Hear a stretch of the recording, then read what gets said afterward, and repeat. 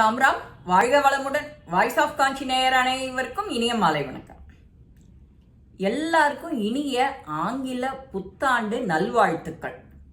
இந்த ஆண்டுல அடியெடுத்து வைக்கிற எல்லாரும் நாம வாழ்க்கையில எல்லா நலமும் வளமும் கிடைக்க ஸ்ரீ மகாபிரிவா எம்பெருமான் நாராயணன் எல்லாரும் உங்களை வாழ்த்துவா.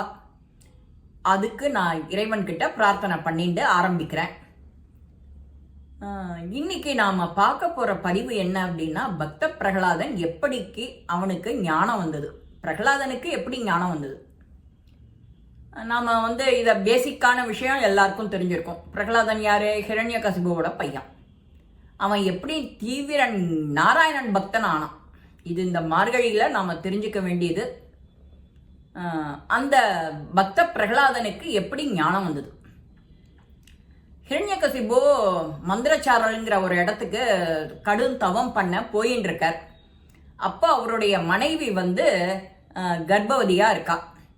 அப்போ அவர் சொல்றார், நான் வர வரைக்கும் நீ ஜாகிரதையா இரு, அந்த குழந்தைய பார்த்துக்கோ அப்படின்னு சொல்லிட்டு ஹிரண்யகசிபு சொல்லிட்டு போறார். இவளும் சரி ஓகே நான் பார்த்துக்கிறேன் அப்படிங்கிறா. ஆனா தேவர்கள் எல்லாருக்கும் ஒரு பயம். அடுத்த இவ கயாது வயிற்றுல அடுத்த அசுரன் தோன்றிட போறான் அப்படின்னா அவளுக்கெல்லாம் பயம். நம்ம வம்சத்துக்கே அழிவு நேரும் அப்படிங்கிற கவலை. அப்படின்னு சொல்லிட்டு இவளை கயாதுவை கடத்தல அழிச்சின்னு போறதுக்காக வரா. அந்த குழந்தையையும் கர்ப்பத்தில் இருக்கிற குழந்தையையும் அழிச்சுடலாம் அப்படின்னு. இந்த மாதிரி அவ கயாத்து வந்துட்டு இருக்கும்போது எதிரில் அந்த பாஸ் பண்ணுற இடத்துல நாரதர் பார்க்குறார். இவ கயாது வயிற்றுல இருக்கிற குழந்தைக்கு தான் இது அப்படிங்கிறது இவருக்கு தெரிஞ்சு போயிடுது. அவளை அந்த குழந்தைய அழிக்கிறதுக்காக தான் தேவர்கள்லாம் முயன்றுண்டு வரா அப்படிங்கிறது தெரிஞ்சின்ற உடனேயே அவ என்ன சொல்றா, இவர் என்ன சொல்றார் நாரதர், கயாதுவை நான் குழந்தைய பெற்றெடுக்கிற வரைக்கும் நான் பாதுகாப்பு கொடுக்குறேன், அவளுக்கு நான் பார்த்துக்கிறேன், நீங்கள்லாம் கவலைப்படாதீங்கோ அப்படின்னு தேவர்களை சமாதானம் பண்ணி அனுப்புறார். இவர் இந்த மாதிரி சொன்ன உடனேயே கயாத்துக்கு கொஞ்சம் நிம்மதியாகுது. கயாத்துவும் என்ன சொல்றா நாரதர்கிட்ட, நீங்க தான் எனக்கும் என் குழந்தைக்கும் பாதுகாப்பு கொடுக்கணும், என்னோட கணவர் தவசுல வர வரைக்கும் அந்த குழந்தை என் வயிற்றுல இருக்கணும், அதுக்கப்புறம்தான் நான் பெற்று எடுக்கணும் அப்படிங்கிறதையும் வேண்டிக்கிறான். எல்லாம் அப்படியே ஆகட்டும்னு அவரை நாரதர் அடைக்கலம் கொடுக்கிறார்.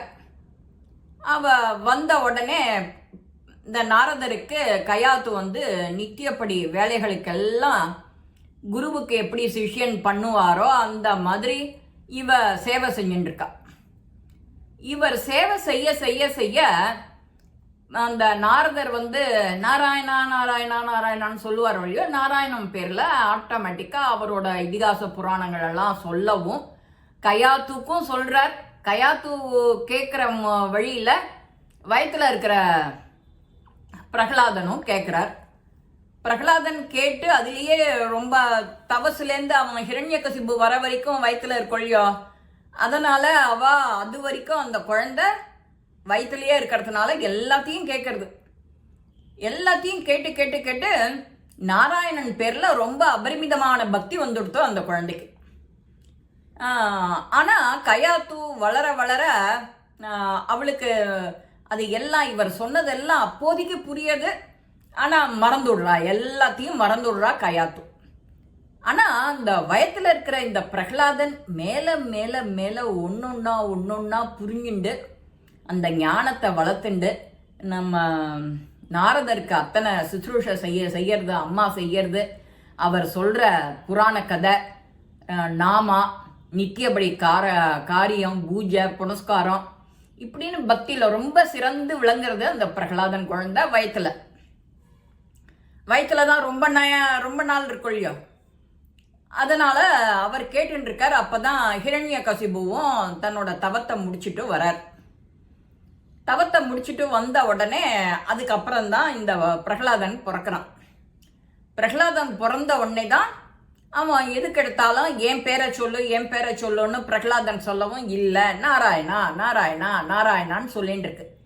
இதனால தான் நாரதர்கிட்ட நாரதரோட சுபாவம் என்ன, நாராயண நாராயண தம்புராவை வச்சுட்டு எங்க போனாலும் சொல்லிட்டே இருப்பார் வழியோ, நாராயண நாராயண நாராயண நாராயணன்னு சொல்லிட்டே வர்றது இந்த பிரகலாதன் குழந்தைக்கு காதில் விழுந்து அதையே சொல்லிட்டு இருக்கு, வாய் ஓயாத சொல்லிட்டு இருக்கு. நான் இவரை தான் கும்பிடுவேன், இவரை தான் பார்ப்பேன், உன் பேரை சொல்ல மாட்டேன், உனக்கு எதுவும் பண்ண மாட்டேங்கிறது அதான் அழிச்சாட்டியம் பண்ணிட்டு இருக்கு. இப்படிதான் அந்த பக்த பிரகலாதனுக்கு அந்த கயாது வயிற்றுல இருக்கும்போதே நாரதர் மூலமா எல்லா பாடங்களும் அவருக்கு ஒப்பிச்சாருது, நடத்தியாருது. இதனால தான் பிரகலாதன் அறிவுலையும் ஞானத்திலையும் கேள்வியிலையும் விளையாட்டுலையும் பக்தியிலையும் ரொம்ப சிறந்து விளங்குற குழந்தையா ஆயிடுது. தூணுன்னு இருப்பான் துரும்புல இருப்பான்னு சொல்லிட்டு தூணை பொலன்னு சொல்றது இல்லையா, எங்க உங்க நாராயணனை காட்டு அப்படின்னா அதோ இந்த இங்கேயே இருக்கான். அப்போ தூணை பொல அப்படின்னு அவர் ஹிரண்யகசிபு சொல்லவும் தான் நாராயணன் அங்கே வந்து குதிச்சுடுறாரு இல்லையா. இது இந்த கதையெல்லாம் எல்லாருக்கும் தெரியும். முக்கியமாக இதோட பதிவு என்ன, பிரகலாதனுக்கு ஞானம் எப்படி வந்தது, இது நாரதர் மூலமாக கயாத்து வயசுலேருந்து நமக்கு பாடமாக வந்தது. நாமளும் சின்ன வயசுலேருந்து குழந்தைகள் அம்மா கர்ப்பமாக இருக்கிறதுலேருந்து என்னென்ன நாம் சொல்கிறோமோ அது எல்லாம் மைண்டில் ரிஜிஸ்டர் ஆகிடுதான். அவளோட பேச்சு குரல், நீ என்ன சொல்கிற, அவளோட ஹேபிட் என்ன அப்படிங்கிற விஷயம் அந்த வயத்தில் இருக்கிற கர்ப்பமாக இருக்கிற குழந்தைக்கு ரிஜிஸ்டர் ஆனவுடனே அந்த குழந்தை அப்படியே அக்மார்க்கா அப்படியே பிறக்கிறது. இதனால தான் நல்லதை பாரு, நல்லதை கேளு, நல்லதை படி அந்த ப்ரெக்னெண்ட்டாக இருக்கிற லேடிஸை சொல்கிறது, நல்ல விஷயத்தை கேளு, சத்சங்கத்துக்கு போ, பஜனைக்கு போ, கதையை கேளு, நல்ல கதையை கேளு, ராமாயணம் பாரதம் படி, ராமராமா எழுது, சிவசிவா எழுது அப்படின்னு சொல்கிற காரணம் நம்ம பெரியவா சொன்னால் அதை அலட்சியம் பண்ணிடுவோம். இது 100க்கு 100 உண்மை. இப்போவும் சயின்ஸ் படி எல்லாம் ப்ரூவ் பண்ணிட்டு இருக்கா. இந்த பதிவு உங்கள் எல்லாருக்கும் போய் சேரணும். அப்போ தான் அதுக்கு அடுத்த தலைமுறை, நம்ம தலைமுறைக்கு அப்புறம் அடுத்த தலைமுறையெல்லாம் யாரானு ஒருத்தர் இந்த மாதிரி தொடர்ந்து வயிற்றுல இது சொன்ன நம்ம முன்னோர்கள் சொன்னதெல்லாம் சயின்ஸ் படி ஆன்மீகப்படி எல்லாத்துலேயும் ப்ரூவ் ஆகிருக்கிறத கேட்டு நடந்தால் நம்ம பாரத தேசம் ஆன்மீக பூமிங்கிறோம். அந்த பாரத தேசம் அவ்வளவு தேசமாக சிறந்து விளங்குறதுக்கு இது ஒரு மகிழ்ச்சியான எடுத்துக்காட்டு. இந்த புது வருடத்தோட துவக்கத்தில் இதை கேட்க நீங்கள் எல்லாரும் பாக்கியம் பண்ணியிருக்கணும். அதை நான் சொல்கிறதுக்கு ரொம்ப பெரிய பாக்கியம் பண்ணியிருக்கணும். இந்த பதிவு உங்கள் எல்லாருக்குமே பிடிச்சிருக்கோம். லைக் பண்ணுங்க, ஷேர் பண்ணுங்க, பெல் பட்டனை கிளிக் பண்ணுங்க, சப்ஸ்கிரைப் பண்ணுங்க, கமெண்ட்ஸ் பாக்ஸில் கமெண்ட்ஸ் போடுங்க. ஸ்ரீ மகாபெரிவா திருவடிகளே சரணம். நல்லதே நடக்கும். ஆனந்தமாக இருப்போம் நண்பர்களே. வாழ்க வளமுடன்.